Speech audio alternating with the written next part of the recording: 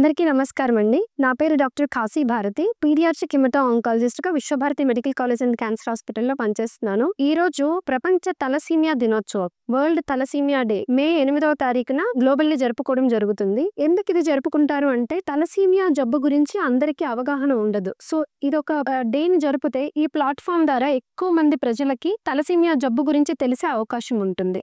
అంతేకాకుండా తలసీమియాతో అఫెక్ట్ అయిన పిల్లలకి, వారి ఫ్యామిలీకి ఇదే రోజున సపోర్ట్‌గా కూడా అందరము ఉన్నాము అని చూపించడం అనేది ఈ ప్లాట్‌ఫామ్ ద్వారా చెప్పడం జరుగుతుంది. సో తలసీమియా గురించి అసలు ఎందుకు తెలుసుకోవాలి అంటే ప్రపంచవ్యాప్తంగా ఎక్కువ మంది పిల్లలు తలసీమియా జబ్బున పడడం చూస్తూ ఉన్నాము. మన భారతదేశానికి వస్తే ప్రతి సంవత్సరము 10 నుంచి 15,000 మంది పిల్లలు తలసీమియా జబ్బుతో పుడుతూ ఉండడం, ట్రీట్మెంట్ తీసుకోవడం జరుగుతూ ఉంటుంది. సో అంటే ఏమిటి తలసీమియా అంటే ఏమిటి అంటే ఇదొక జన్యు సంబంధంగా వచ్చే అనీమియా, రక్తహీనత. ఇది తల్లిదండ్రుల నుంచే పిల్లలకు రావడం అనేది చూస్తూ ఉంటాం. అంటే కేవలం తల్లిదండ్రుల్లో ఆ జన్యువులు ఉంటేనే పిల్లలకి తలసీమియా అనేది సంక్రమించడం జరుగుతుంది. సో అలా కాలి తల్లిదండ్రుల్లోనే ఉంటేనే వస్తుందా అంటే కొన్ని సార్లు చాలా రేర్ గా స్వతహాగా పిల్లల్లో కూడా స్పాంటేనియస్ మ్యుటేషన్స్ అనేవి కొన్ని జరిగి, జన్యు మార్పిడి జరిగి, జన్యుల్లో మార్పుల వల్ల అప్పటికప్పుడు కొత్తగా పిల్లల్లో కూడా రావడం జరుగుతుంది, తల్లిదండ్రులు లేకపోయినా. బట్ ఇది చాలా రేర్. సో తల్లిదండ్రుల్లో ఉన్నప్పుడు పిల్లలకు వచ్చే తలసీమియాని ఎక్కువగా చూడడం జరుగుతుంది. దీంట్లో రకాలు ఉంటాయి. మళ్ళా క్యారియర్ అని, ఇంటర్మీడియా అని, మేజర్ అని. సో ఫస్ట్ క్యారియర్ గురించి తెలుసుకుందాము. సో నేను ఇందాక చెప్పిన విధంగా తలసీమియా క్యారియర్స్, ఇప్పుడు ఒక మనిషికి తలసీమియా క్యారియర్ అయి ఉన్నారనుకోండి, వాళ్ళు పెళ్లి చేసుకునే టైంలో ఆడైనా మొగైనా నెక్స్ట్ తలసీమియా క్యారియర్ ని పెళ్లి చేసుకోవటం అనేది జరగకూడదు. అలా తలసీమియా క్యారియర్ ఇంకొక క్యారియర్ ని పెళ్లి చేసుకోవటం వల్ల పుట్టే పిల్లల్లో 25% మంది తలసీమియా మేజర్ అనే జబ్బున బారిన పడిన అవకాశం ఉంటుంది. అలాగే 25% మంది పిల్లలు నార్మల్ గా ఉండడము, ఒక 50% మంది పిల్లలు తల్లిదండ్రుల్లాగానే క్యారియర్ గా ఉండడం అనేది జరుగుతూ ఉంటుంది. సో అందుకనే తలసీమియా క్యారియర్ స్టేటస్ అనేది తెలుసుకోవటం అనేది చాలా ముఖ్యం. పెళ్లికి ముందే ఈ టెస్ట్ చేయించుకుంటే తలసీమియా క్యారియర్ ఇంకొక క్యారియర్ ని పెళ్లి చేసుకోకుండా మనము చూడగలిగితే ఈ జబ్బును నివారించవచ్చు. అందుకనే క్యారియర్ అనే వాళ్ళకి ఎలాంటి లక్షణాలు ఉండవు, వాళ్ళు నార్మల్ గానే ఉంటారు, జబ్బు లక్షణాలు ఏమీ ఉండవు. మహా అయితే వాళ్ళకి కొంచెం అనీమియా ఉంటుంది, 11, 10 కొంతమందిలో హిమోగ్లోబిన్ అనేది చూస్తూ ఉంటాము. బట్ వాళ్ళకి ఎలాంటి ఇబ్బంది ఉండదు, నార్మల్ లైఫ్ ఉంటుంది. కానీ వాళ్ళు ఆ జబ్బుకు సంబంధించిన జన్యువులకి క్యారీ చేస్తూ ఉంటారు, నెక్స్ట్ తరాలకి క్యారీ చేస్తూ వెళ్తూ ఉంటారు. సో అందుకనే క్యారియర్ స్టేటస్ అనేది తెలుసుకోవడం ఇంపార్టెంట్. అదే మేజర్ విషయానికి వస్తే వీళ్ళకి పూర్తి జబ్బు కలిగిన వాళ్ళు. మనం ఎక్కువగా తలసీమియా పిల్లల గురించి మాట్లాడుకునేది తలసీమియా మేజర్ గురించే. ఎందుకంటే వీళ్ళే ఎక్కువగా మనకి హాస్పిటల్కి వచ్చి ట్రీట్మెంట్ తీసుకోవాల్సిన అవసరం ఉండేది. వీళ్ళు రక్తహీనతతో ప్రెజెంట్ అవుతారు. అంటే చర్మం పాలిపోయినట్లుగా పూర్తిగా ఉండడము. ముఖ్యంగా 4 నుంచి 6 నెలల వయసులో ఎక్కువ మంది పిల్లలు అనీమియాతో వచ్చారు అంటే రక్త కణాలు రక్త పరీక్షలో చిన్నగా కనపడడం, అంటే మైక్రోసైటిక్ హైపోక్రోమిక్ అనీమియా ఉండి ఆయాసము, పొట్ట వాపు, లివర్ స్ప్లీన్ వాపు రావడము, లేకపోతే హార్ట్ ఫెయిల్యూర్తో రావడము, చర్మం పాలిపోయినట్లు ఉండడం, కళ్ళు పచ్చబారడము, ఇవన్నీ ఉండినప్పుడు మనం ఖచ్చితంగా కూడా తలసీమియా పరీక్ష చేసుకోవటం అనేది అవసరం. సో ఇలాంటి లక్షణాలతో తలసీమియా మేజర్ పిల్లలు అనేది కొత్తగా డయాగ్నోజ్ అయినప్పుడు ప్రెజెంట్ అవ్వడం జరుగుతూ ఉంటుంది. సో మధ్య రకమైన ఇంకొక వెరైటీ ఉంది, తలసీమియా ఇంటర్మీడియా. సో వీళ్ళకి మా క్యారియర్స్ లాగా అలా లక్షణాలు లేకుండా కాకుండా, అలా మేజర్ లాగా పూర్తి లక్షణాలతో కాకుండా మధ్య రకంగా ఉంటారు. వీళ్ళలో అప్పుడప్పుడు మాత్రమే రక్తం ఎక్కించుకోవాల్సిన అవసరం వస్తుంది. డయాగ్నోస్ చేసిన తర్వాత ఇంటర్మీడియాని కొన్ని రకాల టాబ్లెట్స్ పెడితే సరిపోతుంది. కానీ అప్పుడప్పుడు వీళ్ళకు కూడా రక్తం ఎక్కించాల్సిన అవసరం అనేది ఇంటర్మీడియాలో కూడా ఉంటుంది.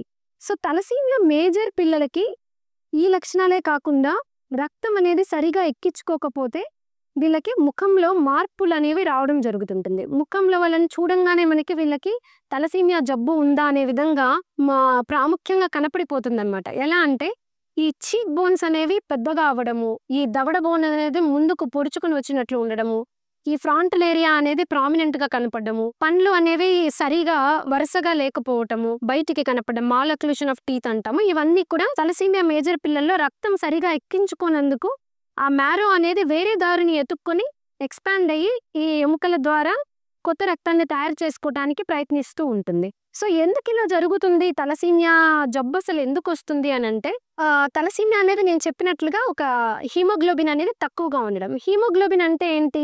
ఎర్ర రక్త కణాల లోపల ఉండే రక్తానికి ఎరుపు రంగు పదార్థాన్ని కలుగజేసేదే హీమోగ్లోబిన్ అనేది. గ్లోబిన్ అంటే ప్రోటీన్. ఈ గ్లోబిన్ లో 2 రకాల చైన్స్ ఉంటాయి. ఆల్ఫా గ్లోబిన్ చైన్స్ అని, బీటా గ్లోబిన్ చైన్స్ అని. So alpha globin chains, beta globin chains ఎప్పుడు కూడా వాటి తయారీ అనేది బ్యాలెన్స్డ్ గా ఉండాలి. అలా బ్యాలెన్స్డ్ గా లేకుండా ఉన్నప్పుడు ఏమవుతుంది అంటే, ఇప్పుడు for example beta globin chain production తయారీ సరిగా లేదనుకోండి, బీటా తలసీమియా అని, ఆల్ఫా సరిగా లేకపోతే ఆల్ఫా తలసీమియా అని అంటాము. సో బీటా తలసీమియానే మనం ఎక్కువగా చూసే తలసీమియా మేజర్ అన్నమాట. సో ఇది ఎందుకు జరుగుతుంది? అలా తయారీ సమతుల్యంగా ఎందుకు ఉండదు ఆ చైన్స్ మధ్యలో అంటే, ఈ డిఎన్ఏలో మ్యుటేషన్స్ రావడం వల్ల ఈ బీటా గ్లోబిన్ జీన్ లో కానీ, ఆల్ఫా గ్లోబిన్ జీన్ లో కానీ ఆ తయారీ అనేది సరిగా జరగదు, సమతుల్యంగా జరగదు.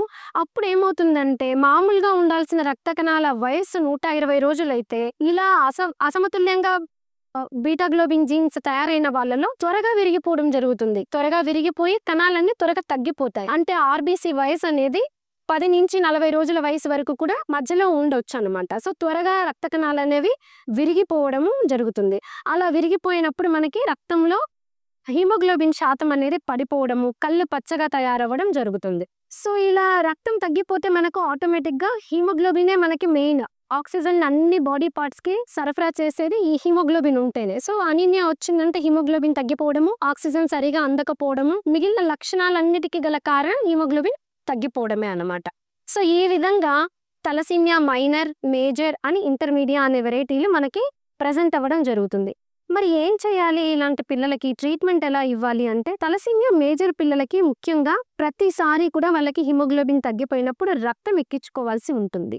ఈ రక్తం ఎక్కించడంలో కూడా మిగిలిన జబ్బులకు ఎక్కించినట్లు కాకుండా ల్యూకోడిప్లీటెడ్ పిఆర్బిసి అంటాం. అంటే ఎర్ర రక్త కణాలలో ఎంతో కొంత తెల్ల రక్త కణాల శాతం ఉంటుంది. అవి కంప్లీట్ గా తీసేసి ఎక్కించే రక్తం ల్యూకోడిప్లీటెడ్ పిఆర్బిసి మాత్రమే వీళ్ళకి ఎక్కించాల్సి ఉంటుంది. ఎన్ని రోజులకు ఒకసారి ఇలా ఎక్కించాలి అంటే, కొంత ఫస్ట్ 6 నెలలు, సంవత్సరంలోపు పిల్లలకి నెల నుంచి 40 రోజులకు ఒకసారి, వయసు పెరిగే కొద్దీ వాళ్ళకి 3 వారాలకు ఒకసారి కానీ, 2 వారాలకు ఒకసారి కానీ, కొంతమందికి 1 యూనిట్ సరిపోక వయసు పెరిగే కొద్దీ 2 యూనిట్లు ఎక్కించడము, బరువుని బట్టి ఎక్కించాల్సిన అవసరం ఉంటుంది. బరువుని బట్టి, వయసుని బట్టి వాళ్ళకి రక్తం అనేది అవసరం పడుతూ ఉంటుంది. సో ఈ రక్తం ఎక్కించుకోవడం ఒకటే ఏమైనా మనకి ట్రీట్మెంట్ అంటే, 10 నుంచి 12 సార్లు రక్తం ఎక్కించిన తర్వాత ఏమవుతుందంటే, ఈ ఆర్బీసీ ప్యాక్డ్ ఆర్బీసీలో ఏమవుతుందంటే ఐరన్ ఉంటుంది. సో ఈ ఎక్కించిన ప్రతిసారి ఐరన్ శాతం అనేది ఒంట్లో పెరిగిపోతూ ఉంటుంది. సో ఈ ఐరన్ పెరిగితే ఏమవుతుందంటే, రకరకాల అవయవాల మీద ఐరన్ ఓవర్లోడ్ అవుతుంది.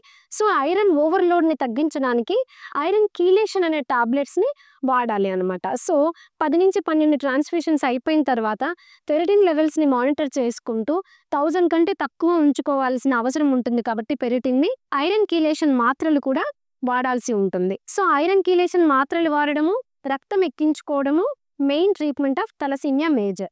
మరి రక్తం ఎక్కించుకుంటే ఇంకా పర్లేదా అని అంటే, ఈ రక్తం ఎక్కించుకోవడంలో కూడా నష్టాలు కొన్ని ఉంటాయి.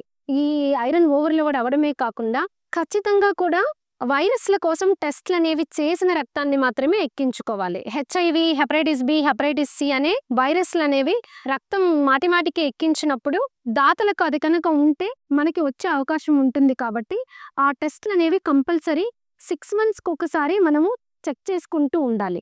ఎక్కించే ముందు ఎలాగో చెక్ చేస్తారు, కానీ కొన్ని సార్లు అవి టెస్టుల్లో బయటపడక ఇచ్చే వాళ్ళకి అదే టైంలో జబ్బు గనక ఇంక్యుబేషన్ పీరియడ్లో ఉంటే గనక మనకి అప్పుడు తెలియదు. కాబట్టి ప్రతి 6 నెలలకు ఒక్కసారి మనకి ఈ వైరస్లు ఏమైనా సంక్రమించాయా, ఫ్రీక్వెంట్గా బ్లడ్ ఎక్కించుకోవడం వల్ల అని చెక్ చేసుకోవడం అనేది ఎంతైనా అవసరం. ఇదే కాకుండా ఐరన్ ఓవర్లోడ్ వల్ల వీళ్ళకి ఏమవుతుంది అంటే, లివర్ మీద, హార్ట్ మీద ఎఫెక్ట్ రావడం అనేది జరుగుతుంది. సో మధ్యలో సీరం ఫెరిటిన్ లెవెల్ ని 3 నెలలకు ఒకసారి మానిటర్ చేసుకుంటూ ఈ లివర్ల మీద, హార్ట్ మీద, లేకపోతే ప్యాంక్రియాస్ మీద, ఎందుకంటే ఇట్లా ఓవర్లోడ్ అనేది ఎక్కువైపోయే కొద్ది కొంతమందికి యుక్త వయసు పిల్లల్లో కానీ, చిన్న పిల్లల్లో కానీ డయాబెటీస్ అనేది రావడం జరుగుతూ ఉంటుంది. సో ఇలాంటివన్నీ కూడా మనము మానిటర్ చేసుకుంటూ ఉంటే తప్ప కనుక్కోవడం అనేది జరగదు. సో ఇది మెయిన్. సో ఇవి చేసుకుంటూ ఉంటే వీళ్ళ లైఫ్ స్పాన్ బాగానే ఉంటుందా అంటే, లైఫ్ స్పాన్ అనేది తలసీమియాలో నార్మల్ మనుషులతో పోలిస్తే ఖచ్చితంగా తక్కువగానే ఉంటుంది. కానీ regular blood transfusion, iron chelation కరెక్ట్‌గా చేసుకుంటూ వెళ్తే ఈ 40-50 సంవత్సరాల వరకు కూడా బాగానే ఉండడము, అన్ని రకాల పనులు చేసుకోగలగడం, ఉద్యోగాలు చేసుకోవడము జరుగుతూ ఉంటుంది. కాకపోతే మనకి వాళ్ళకి ఒకటే తేడా ఏమంటే ఖచ్చితంగా టైంకి బ్లడ్ ఎక్కించుకోవాలి. టైంకి ఐరన్ కీలేషన్ మాత్రలు వేసుకోవాలి. సో ఇలా లైఫ్ లాంగ్ బ్లడ్ ఎక్కించుకోవడం అంటే ఎవరికైనా కష్టమే కాబట్టి కంప్లీట్‌గా క్యూర్ అయ్యే అవకాశం ఏమైనా ఉందా అని తెలుసుకోవాలని చాలా మంది అనుకుంటారు. సో అలాంటి అవకాశం కూడా ఉంది. అది బోన్ మ్యారో ట్రాన్స్‌ప్లాంట్ ద్వారా కంప్లీట్‌గా ఈ తలసీమియా జబ్బుని క్యూర్ కూడా చేయొచ్చు. ఎలా అనంటే ఇప్పుడు జబ్బు బారిన పడిన ఫ్యామిలీలో మిగిలిన ఫ్యామిలీ మెంబర్స్‌కి కూడా ఖచ్చితంగా తలసీమియా అనేది స్క్రీన్ చేయడం జరుగుతుంది. సో ఎవరైతే బావుంటారో వాళ్ళ సిబ్లింగ్స్‌లో అక్క, చెల్లెలు, అన్న, తమ్ముడు వాళ్ళతో వీళ్ళకి హెచ్ఎల్ఏ టైపింగ్ అనే మ్యాచింగ్ టెస్ట్ చేసి చూస్తామన్నమాట.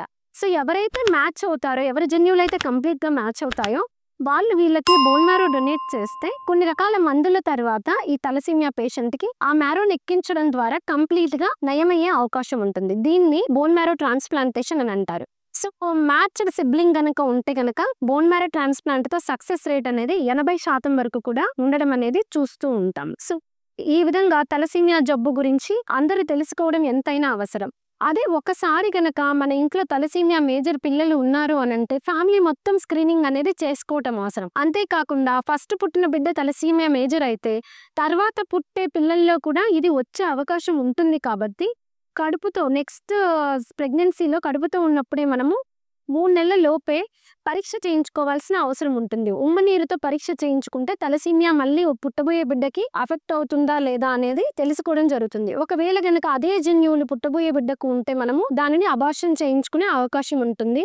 అలా కాకుండా ఖాళీ క్యారియర్ ఉన్న నార్మల్ బేబీ ఉన్న ప్రెగ్నెన్సీ అనేది కంటిన్యూ చేసుకోవచ్చు. సో తలసీమియాని నివారించాలి అంటే కంపల్సరీగా ప్రతి ప్రెగ్నెంట్ ఉమెన్‌కి లేదా పెళ్లి చేసుకోబోయే ప్రతి కపుల్‌కి హెచ్‌బీఎల్‌సీ అనే టెస్ట్ కానీ లేదా హెచ్‌బీ ఎలక్ట్రోఫోరెసిస్ అనే టెస్ట్ కానీ చేయటం వల్ల హెచ్‌బీ-A2 లెవెల్స్ ఎక్కువగా ఉంటే కంపల్సరీ తీసుకోవాల్సిన జాగ్రత్తలు తీసుకుంటే మేజర్ పిల్లలు పుట్టబోయే అవకాశం అనేది తక్కువ. సో ఈ తలసీమియా మేజర్ పిల్లలకి విశ్వభారతి హాస్పిటల్‌లో ప్రతి నెల 25-30 మందికి పిల్లలకి ట్రాన్స్‌ఫ్యూషన్ ఇవ్వడం అనేది రెగ్యులర్‌గా జరుగుతుంది.